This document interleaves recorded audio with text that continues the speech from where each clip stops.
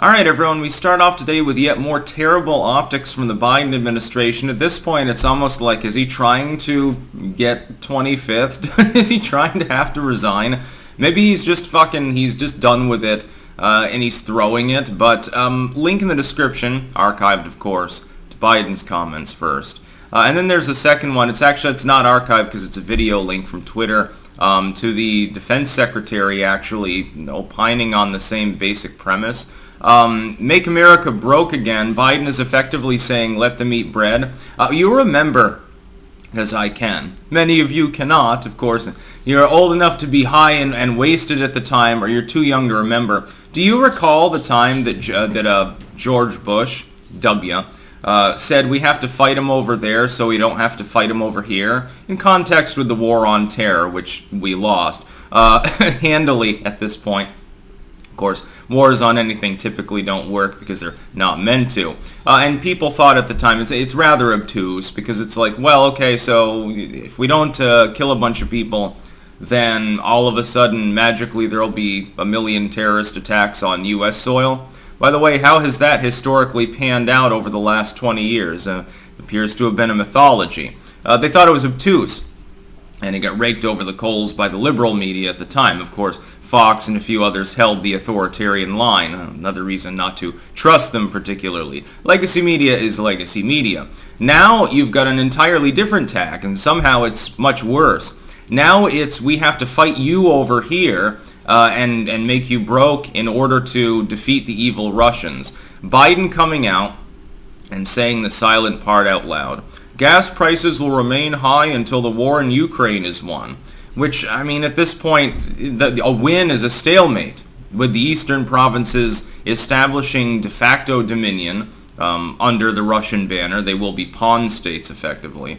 And the rest of Ukraine potentially in a seemingly quiet position where maybe someday they end up in the EU now that they're a candidate state. They don't get into NATO. They're right on the doorstep now of several other hostile provinces.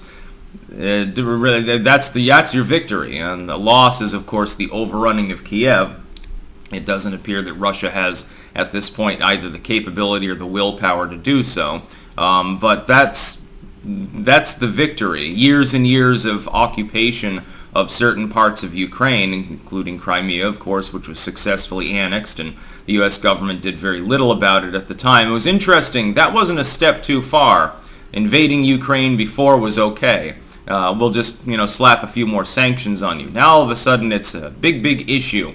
And then, again, a doubling down by another member of his administration, a high-ranking cabinet official, echoing the same basic premise. Well, it's patriotic to have high gas prices. Somehow, this is putting the screws to Russia and helping the Ukrainians win. You see, this doesn't make sense on 20,000 different levels. On the first level, you're effectively telling the American middle class, which is burning through its savings, you've got a bear market now, Standard & Poor was down more than 20%, and various other economic issues. People in the middle class that don't really have a high tolerance for pain are feeling a lot more pain. It's not just the gas prices, but it is a big component of that. When you're paying twice as much to actually get to work, and you have to commute several miles, it can add up. This 4th of July, I dare say the White House will not be bragging about 17-cent reduction in your barbecue dinner tonight. Mainly because at this point it's more like a $5 or $6 increase in the sumptuous feast. I joked the other day you're going to be eating like bug burgers, and they'll be open-faced because, bread costs are up, so you got to stretch it a little bit. You'll be making do with lentil burgers, I suppose. Just kidding. Those are more expensive than beef in some cases. The optics here are terrible, but asking the American lower, working, and middle, and at some point upper middle class will begin feeling the pinch, and not just because of gas prices, to suffer in order to put the screws to Russia really overlooks and ignores one interesting facet of the current situation that we see over between Russia and Ukraine, which is that Russia is still selling all of its gas. It's just selling it to India and China. And it's making a huge shit ton of money doing so. There's a reason why the ruble against the US dollar is now at a higher point than it was before Ukraine was invaded. The sanctions have failed. The war effort has effectively failed. Ukraine is capable of defending much of its territory. It has lost control of the eastern provinces Russia probably intended to truly gobble up in the first place. And while Russia has suffered massive attrition, I don't think that even Russia doesn't really discount the loss of especially tanks, planes, and things like that.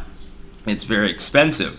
But they're making all that money back in additional fuel sales. You've driven the gas price up so high that the fact that they're not selling some of it to the West and they just pivot and sell it a little bit cheaper to India, arguably it just helps BRICS. Arguably it just helps tie their economic bloc together. India gets a discount. Well, that makes them feel more positively about the Russians. The Russians are giving a little bit of a discount to their allies or their trading partners, their economic partners. I've said for years India will be basically the swinger of Asia at some point. It's almost got a Turkish strategy diplomatically. Erdogan closes the Bosphorus to Russian ships, but he won't join in some of the sanctions. It's the same thing with India. They've leaned west under Trump. Definitely we're headed in that direction. Why would they want to strike deals with someone like Biden? Biden's telling his own population, just shut up and grin and bear it. It's your patriotic duty to cut back, make do with less. Where have we heard this kind of rhetoric before, albeit in a less obtuse, less aggressive form? Under Barack Obama. America needs to bow its head solemnly, realize it's no longer going to be the monopolar power, take a step back, realizing we had a good run. You have to make do. You'll have smaller houses. At this point, that means pods. You'll eat less, you'll own less, and you'll fucking like it. It's part of your duty for world togetherness. Somehow Biden's argument is worse. In Obama's case, it was this feigned push for world togetherness, more cooperation, blah, blah, blah. We're using too many goods. We create too many emissions. Just ignore all those coal power plants over in China that I never say anything about. We have to save the world. Globalism is going to be humanitarian. That was the Obama push. Under Joe Biden and in members of his administration, it's more like you're an evil-doing cunt because you think that you should actually be able to make ends meet and not take out a credit line to pay the bills. Why don't you just buy less? By the way, if everyone in the middle class actually followed Biden's advice in dealing with the economic crisis he has largely created, the entirely self-inflicted lockdown Bidenomic crisis, the economy would collapse because that reduction in spending would cause GDP to tumble.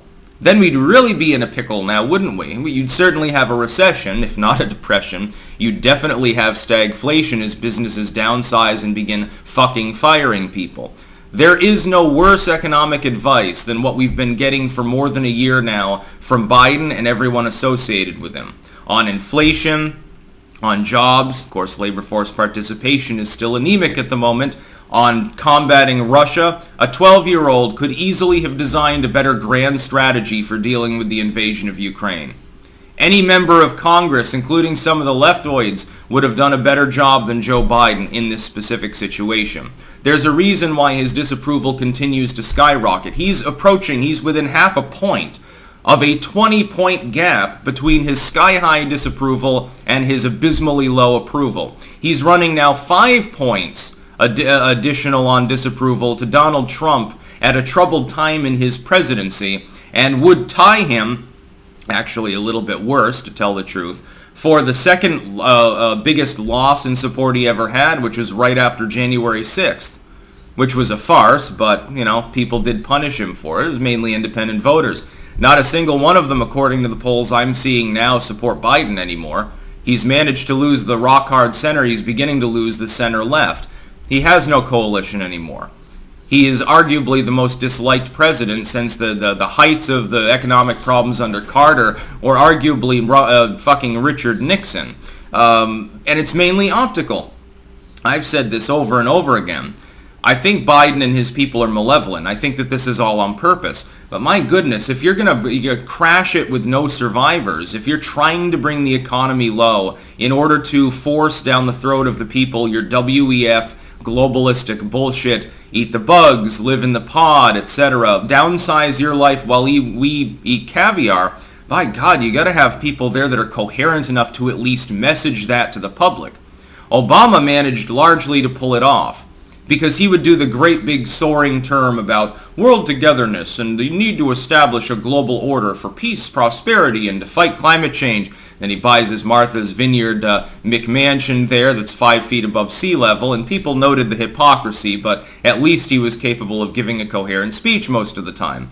Biden goes off the rails and tells people to just sit down and shut up. I can't wait to see the fallout from this in his polling, because a lot of the loss of his polling, in my opinion, is the solid middle class that is approaching the breaking point because they had savings, including some from stimulus, and they begin to burn through that, and they're approaching the point at which the higher prices are going to force them to downsize. Again, middle classers like their materialism. They want to go to the mall and get their hair done and get something for the kids and wine for mama that she stores out in the garage. You know, mama's a little friend because she has to deal with the brats all day. And daddy wants a new pair of shoes and all of these things. And he goes through his midlife crisis. He's thinking about financing a sports car.